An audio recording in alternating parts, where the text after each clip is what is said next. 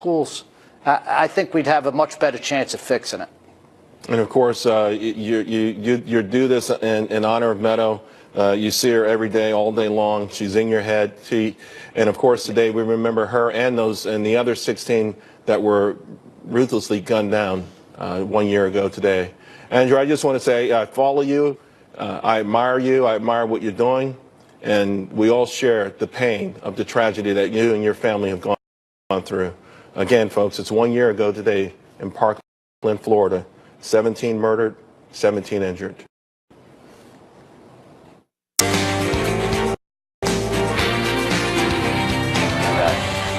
everyone. I'm Dana Perino, along with Jedediah Bila, Juan Williams, Jesse Waters, and Greg. Hello. It's 5 o'clock in New York City, and this is the 5. Hello.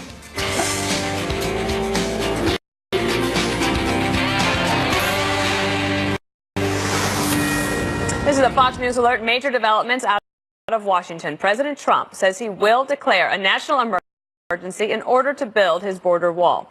You are looking live at the Senate floor, where lawmakers just passed a budget bill to avoid another partial government shutdown.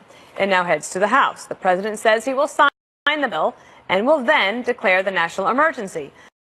The White House describing the plan, saying, quote, President Trump will sign the government funding bill, and as he has stated before, he will also take other executive action, including a national emergency, to ensure we stop the national security and humanitarian crisis at the border. The president is once again delivering on his promise to build the wall, protect the border, and secure our great country. This move obviously comes with a lot of pushback from Democrats and could set up a major legal showdown.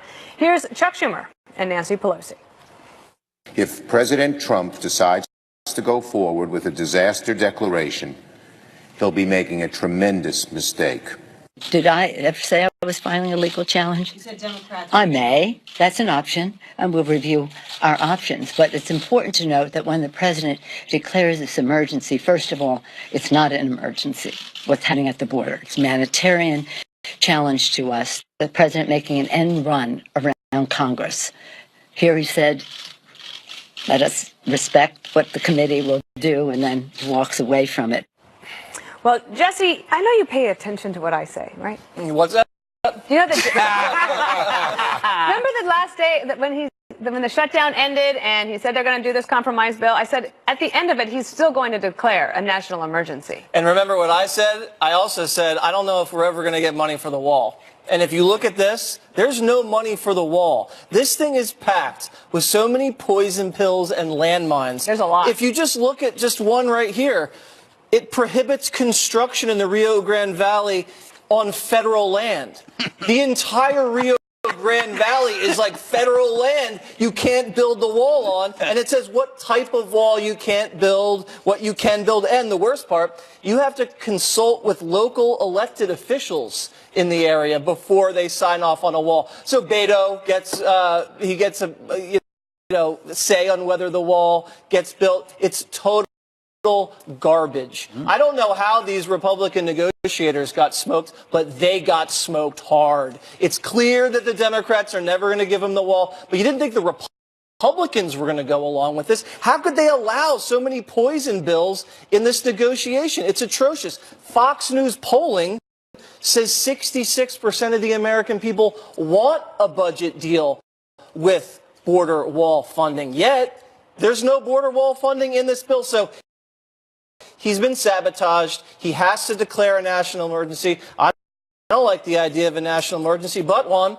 U.S. Code 2808 and U.S. Code 284 give him that authority. You know, I love being on this show with you because you flip-flop from day to day to try to make excuses for Trump. Yesterday you said this is not a bad deal, 55 miles. Until I read what was in it. No.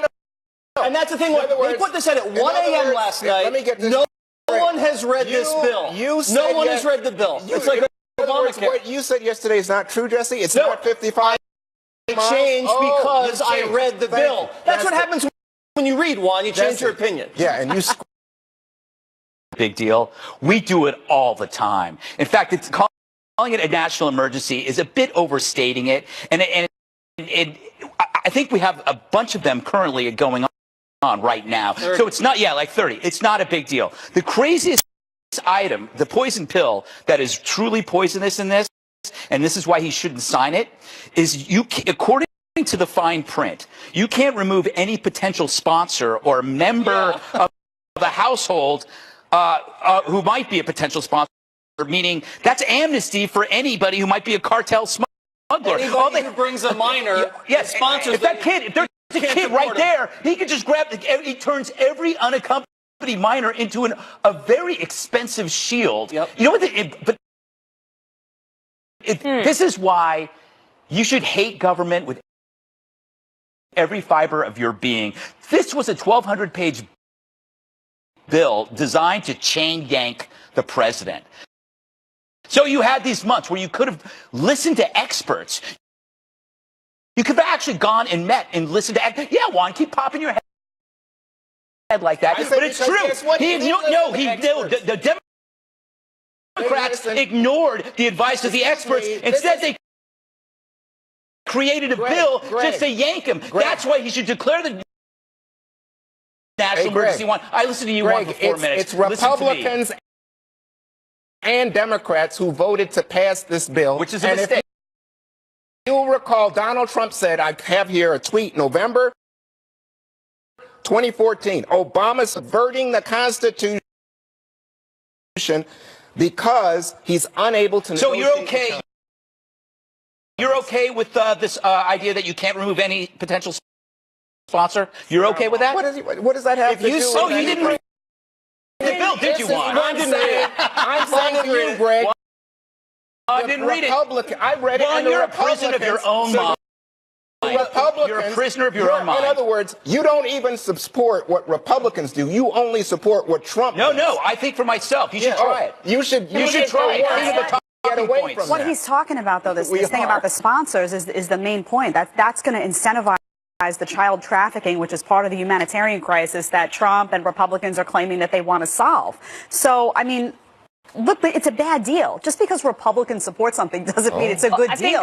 This is a bad. I don't see how he signs on to this, though. Even if he declares a national emergency and then he's acknowledging that, yes, there's a humanitarian crisis at the border, this is a big deal, we do need more money, I am going to move federal money around in order to solve this. By signing this, he's saying that he's okay with all of this stuff and okay with something that allows for and foments child trafficking, that prohibits, fencing in certain areas, that prohibits certain types of fencing that he's been out there saying the fencing structures that we have now don't work. This is saying, well, yeah, the prototypes that you like, we're not going to go for these. So I don't understand how he does this and has himself on record. So the bill got worse after the shutdown. Let's go just back to what Greg highlighted here. If you're a cartel member, you're a human trafficker, and you bring a child across the border, this legislation says they can't deport you. Yes. They give amnesty to cartel members and human traffickers in this bill. Or if you're thinking about sponsoring a minor, or if you know a minor in the United States that you'd like to sponsor. Basically anyone. It's pretty much anybody that has any relationship with an unaccompanied minor gets a pass under this bill. Juan, even you can't agree with that. Let me just say this. Chicken Little has good hair, at least today on this show. Because you are like the sky is falling over. Just saying it's a bad bill. I forgot what you said after you complimented my hair. The reason that President Trump cites for this is, in this bill, I can't move around the funds that I want to. Because remember, he was saying, well, I want to move additional funds in order to supplement the limited money coming for what yesterday Jesse praised as the 55 miles given to him by Democrats. Before I read it. Now he's saying, it's about children. Or it's about He's been saying it's about children people, for a or long it's about time. There's a caravan of invaders. Yeah, remember when you thought the caravans were a big problem? This guy just lies, and there are people who will do anything to defend him. 2 kids died, Juan. I guess that wasn't a problem. Oh, get out of here. As far as a national emergency, too, interesting. They're already shifting the language, folks on the left. Chris Hayes had tweeted out, climate change really is a national emergency. Yeah. So now what you're going to have is every left-wing activist is going to come forward and say, well, if he's going to use this for a national emergency, I'm going to use that. Even though we have existing national emergencies, the fact that Trump makes this contentious issue a national emergency, I promise you. I'm declaring that Juan is a national Here's emergency. what I'm declaring to you. Not one of all these 30 previous national emergencies allowed a president to spend unauthorized dollars, which is what Trump Did wants. you have a That problem might with end up in Obama's court, executive and we got to go. order? Coming up, former top FBI official Andrew McCabe making bombshell claims about the president, including a plan to remove him from office. Bombshell interview from former acting FBI Director Andrew McCabe. It's sending shockwaves throughout Washington. McCabe telling 60 Minutes he started the Bureau's investigation into President Trump.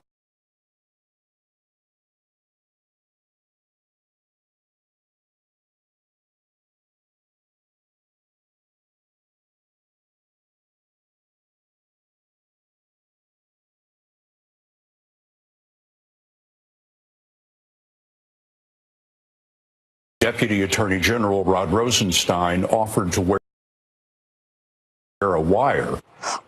President Trump is firing back by tweeting, and here I'm quoting, disgraced FBI acting director Andrew McCabe pretends to be a poor little angel, when in fact he was a big part of the crooked Hillary Clinton scandal and the Russia hoax, a puppet for leaking James Comey. IG report on McCabe was devastating, part of insurance policy in case I won. Jedediah, normally I'd have a question, but there's so much here. I'm just going to say, Jedediah, what do you think? Yeah. What's going on here? Well, remember, McCabe was fired for lying. That's number one. So we don't know how much of what he's saying is true. And the DOJ already bit back and said, yeah, guess what? All the stuff that he's saying about the 25th Amendment and invoking it, yeah, none of this is true. I'm just curious as to what was the motivation for all this investigation into President Trump. He's talking about, you know, let's take him at his word, and they discussed the removal of President Trump by the 25th Amendment. Based on what? What did he do to invoke that conversation? What exactly can they tell me that President Trump is guilty of to bring that conversation about? Also, an obstruction of justice charge.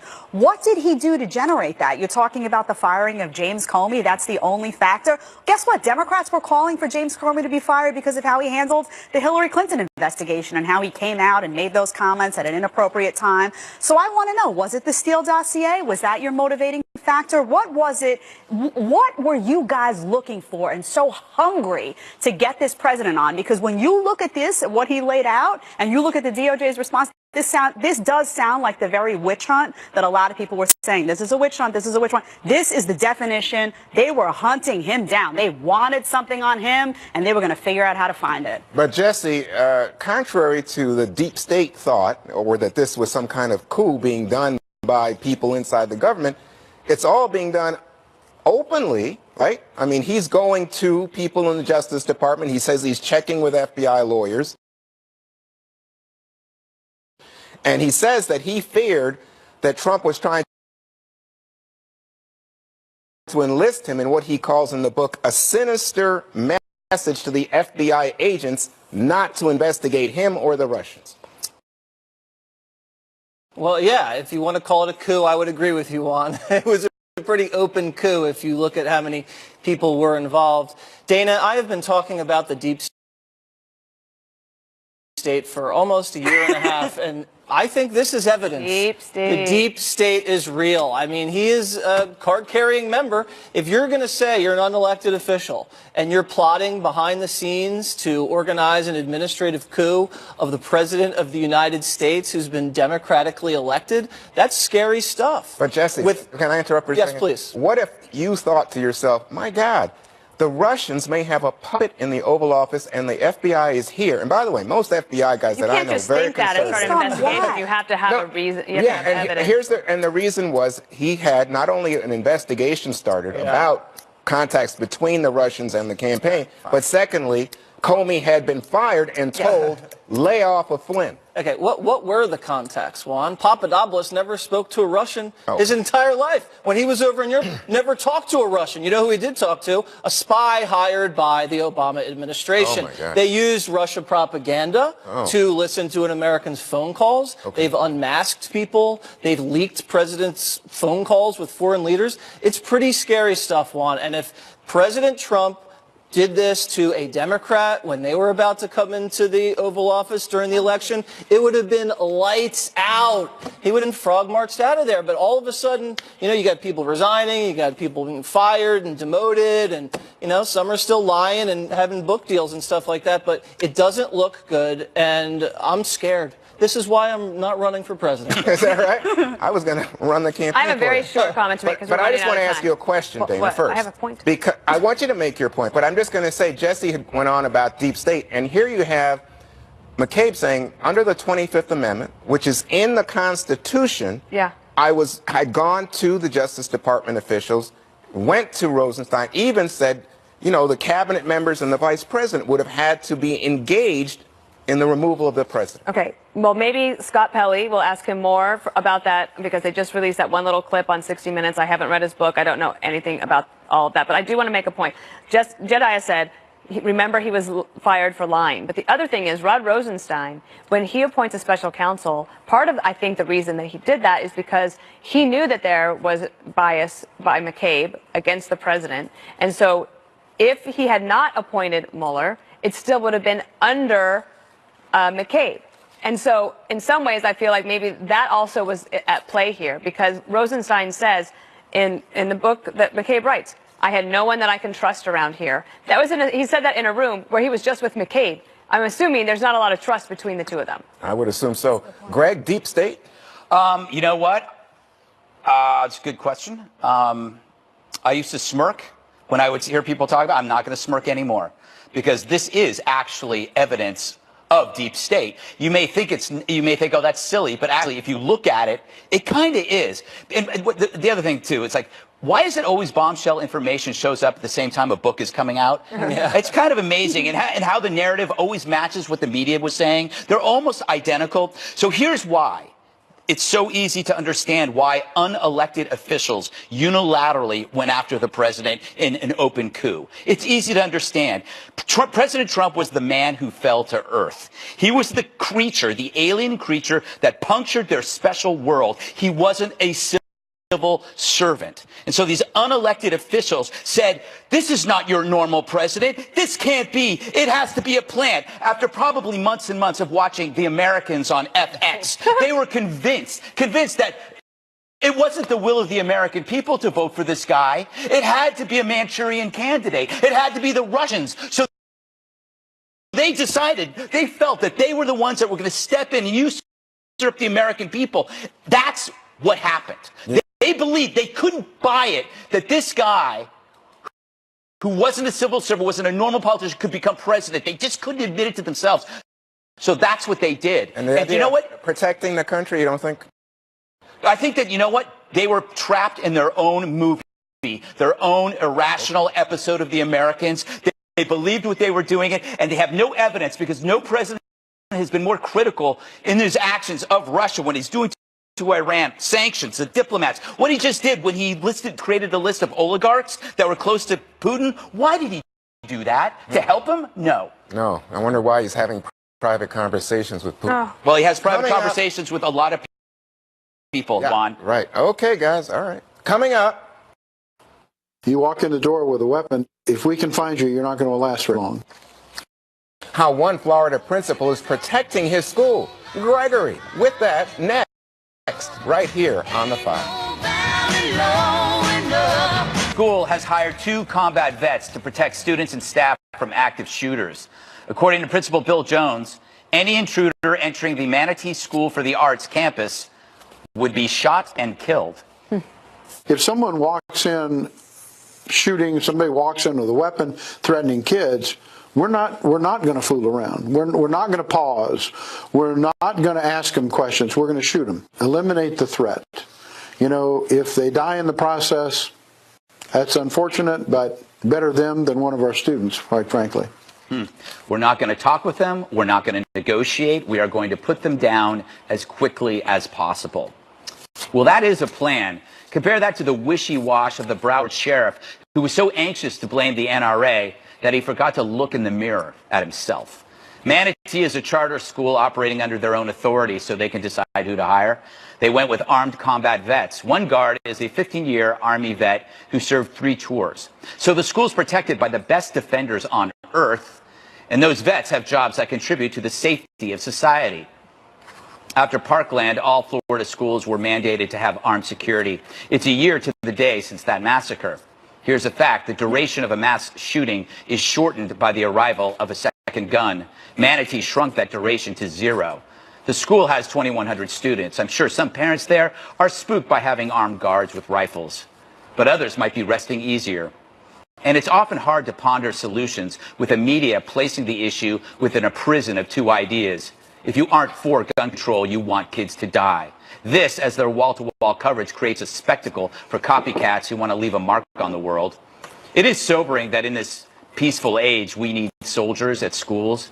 But if it works, then I say give it a try.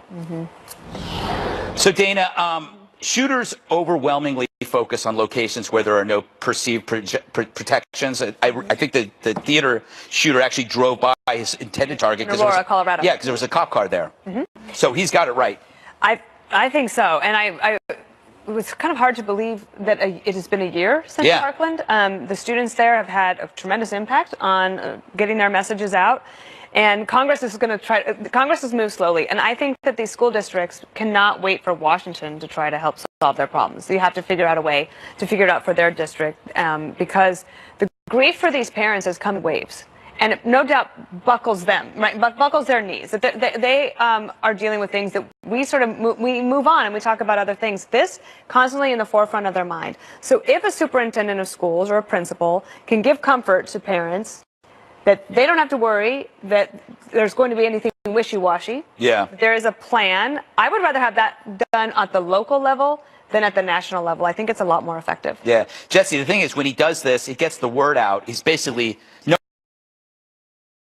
if you're going to plan on that school, you're not going to go to that school. I liked how unapologetic he was. Yeah, we'll put you down. Everything we value in this country we protect with guns, whether it's banks, whether it's companies, whether it's our borders, celebrities, everything we protect, there's an armed guard outside, but not children. It doesn't make sense. The point is, you're not handing over a loaded gun to some second grade teacher who's 73 years old and you say, hey, Rambo, hold the line. These are well-trained professionals that go through training and know what they're doing and know how to handle firearms. The other thing is you're not militarizing schools.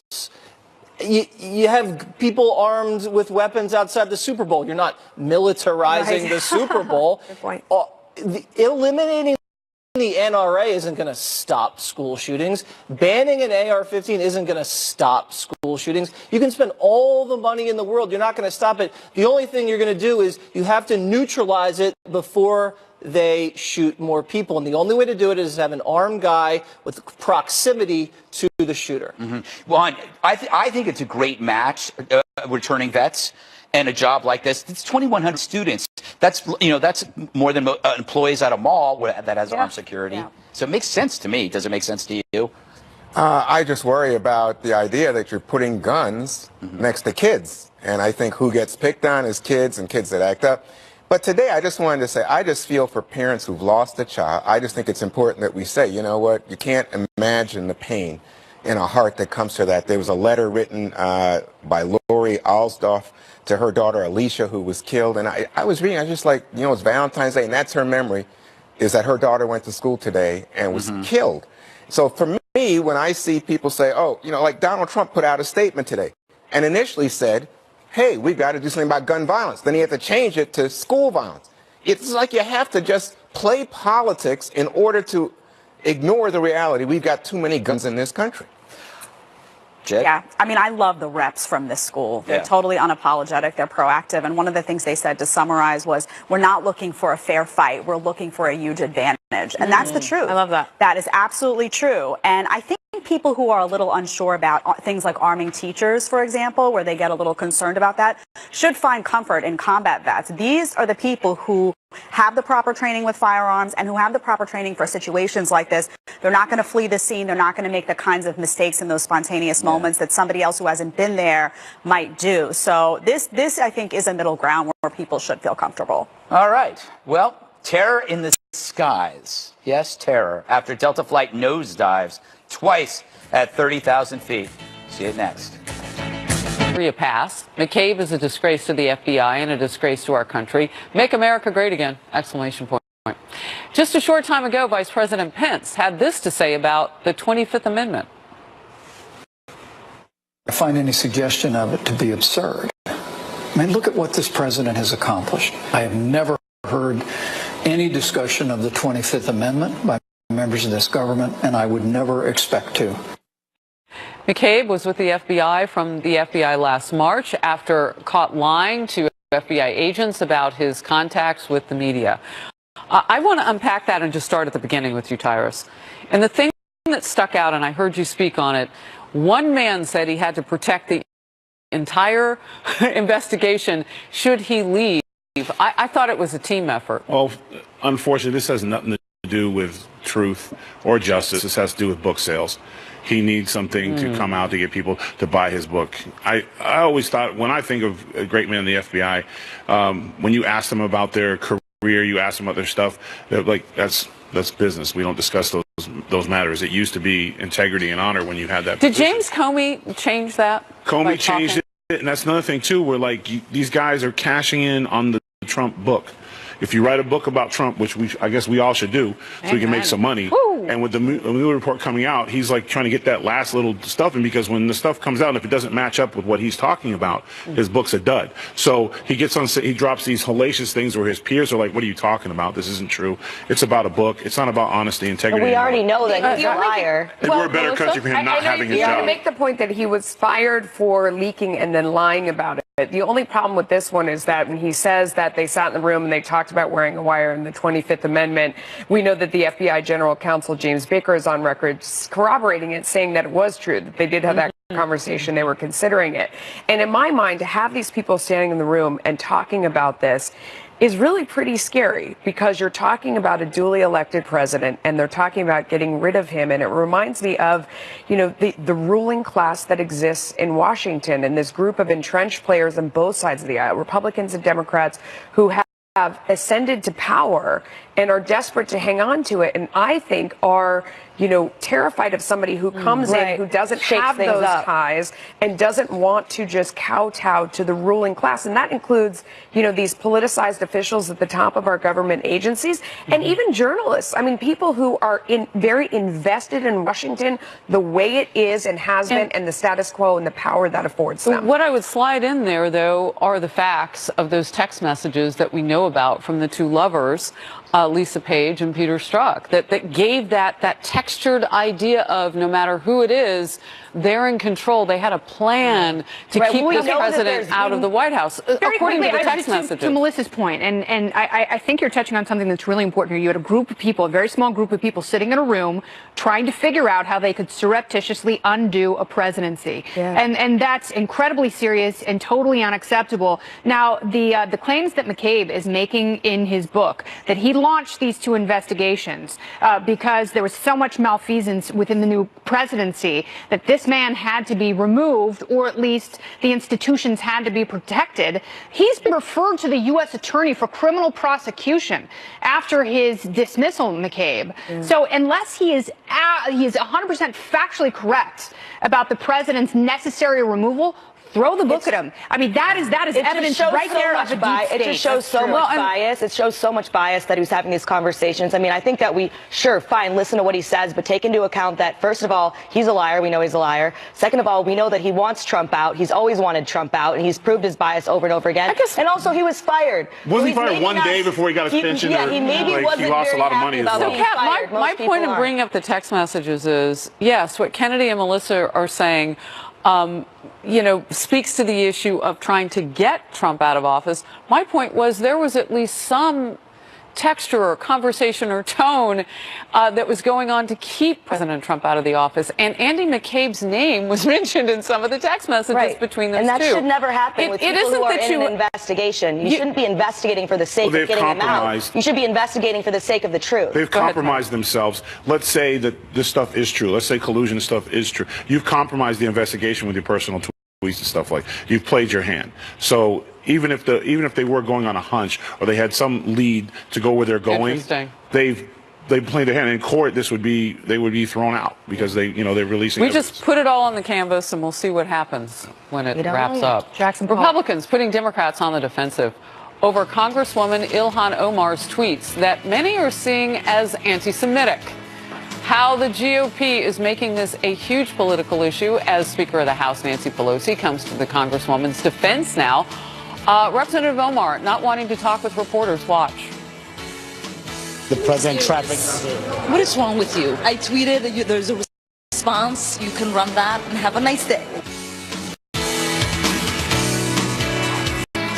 The growing pressure from Republicans on Democrats over Congresswoman Ilhan Omar for tweets many saw as anti-Semitic. Yesterday, the House approving an amendment condemning anti-Semitism. It was seen by many as a rebuke of the Congresswoman, and Speaker Nancy Pelosi forced to come out to the Congressman's defense yet again. Pelosi telling reporters a member of Congress has apologized for their remarks. It took them, 13 years to notice Steve King? Don't even waste your time on that. Not to do the agenda of the Republican Party to hold a new young member accountable for something the president himself did not apologize for. And for her part, Congressman Omar getting tired of answering questions on this. President traffic. What is wrong with you? Question about your tweet. You had a tweet saying the president trafficked in hate. Yes, I tweeted, there's a response. You can run that and have a nice day. Ooh. Meantime, Jewish leaders from Omar's home district in Minneapolis saying her tweets show a pattern of behavior and say they spoke to her about anti-Semitism last summer, hoping she would change. Minnesota State Senator Ron Lance says, quote, "We were hopeful she would be more careful about what she tweeted, and she said if she got elected. Instead, she keeps repeating her mistakes, if you can call them that." Now, Harris, you have a lot of experience with this part of the country and this group together. They're saying that she has a history of this, and that now as she sits in a place to influence foreign policy, that as she's done things in the past, like show her support for, people that have been fighting on the side of ISIS and this sort of thing, that it makes people nervous. Well, I don't want to tie that necessarily to Minnesota. I think that Minnesota politics came into play here because I'm sure that she would want that person to resign. I mean, and to do it repeatedly when you're supposed to be representing, people that include people of the Jewish faith, it's absolutely ridiculous. And she needs to answer for these things and not just say, snap and be rude. It's like, hey, lady, you did this to yourself. We want to show you on the screen right now, too, as well, that right now the Senate confirmation vote is going on for Attorney General nominee William Barr. That is underway. It is expected to go through, but that is what is happening right now on the Senate floor. And we're going to show you the result of that when it comes through. Kennedy, let me ask you, because there's a deeper topic underneath this, and you hear people like Zuhdi Jasser, who talks about the difference between radical Islam and Muslims who are pro-democracy and whose worldview is more in concert with the West. And he has tried to make the point that he does think that this shows that she's coming at this from a different point of view. And that could be dangerous. And it's at least worth getting that out and talking talking about it as opposed to saying, well, this one said this racist thing and this one said this. It's more a question about what are her values and where is she coming from? Yeah, and what are these deeper guiding philosophical principles, and who are the people that she aligns herself with? Because a lot of that is problematic. I know Republicans, including the president, have asked for her to resign.